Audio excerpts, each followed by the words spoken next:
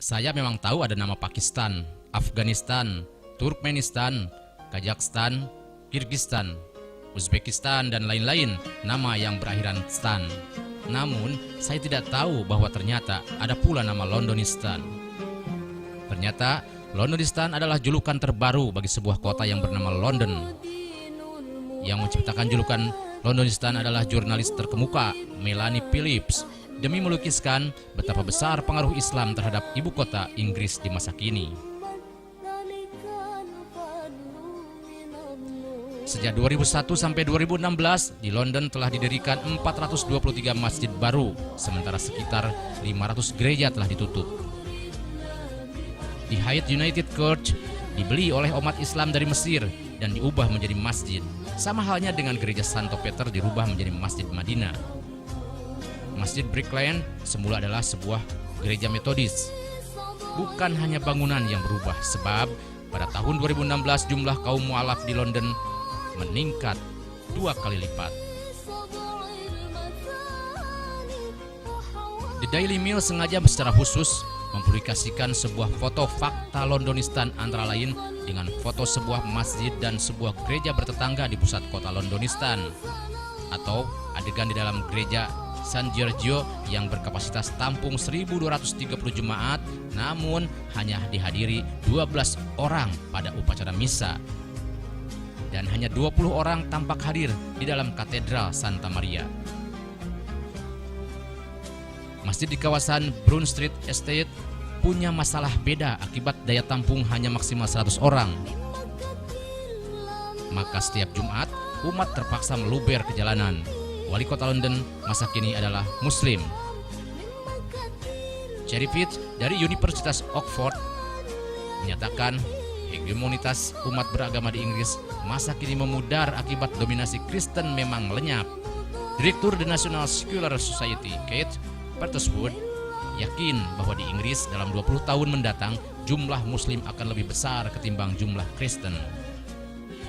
Menurut riset Natsen Social Research Institute, jumlah umat Anglikan pada lingkup waktu 2012 sampai 2014 mengalami kemerosotan menjadi sekitar 1,7 juta.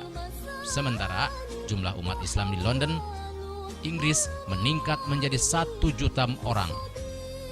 Demografikal umat beragama di Manchester 15,8% Muslim, di Birmingham 15,8% Muslim, bahkan di Bradford 24,7% Muslim.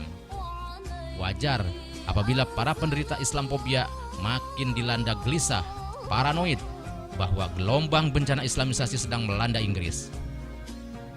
Namun, bagi mereka yang mengerti kodrat proses peradaban, sama sekali tidak merasakan apalagi menganggap fenomena Londonistan sebagai suatu mimpi buruk di malam hari. Gejala Londonistan sekadar ekspresi perubahan peta demografik keagamaan di Inggris, di mana kebetulan agama Nasrani sedang mengalami masa pasca kematangan sementara Islam sedang mengalami masa pertumbuhan. Kemerosotan jumlah umat Kristen bukan akibat pertumbuhan Islam.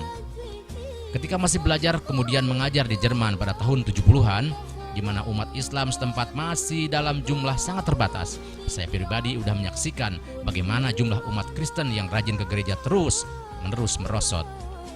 Jumlah warga yang secara administratif keluar dari agama Kristen makin banyak akibat keberatan membayar pajak gereja yang secara legal wajib dipotongkan langsung dari salary bulanan. Terutama generasi muda Jerman yang pada saat itu sudah mulai menganggap agama Kristen sudah tidak relevan akibat tidak sesuai dengan perkembangan zaman.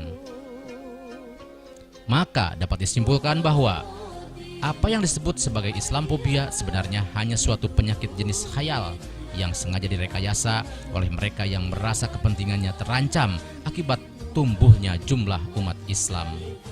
Sehingga meskipun pada kenyataan mayoritas pelaku kekerasan terorisme di bumi Amerika Serikat sebenarnya bukan Muslim, namun Donald Trump dan para pendukungnya sengaja membiasakan diri untuk menggunakan istilah teroris Islam radikal.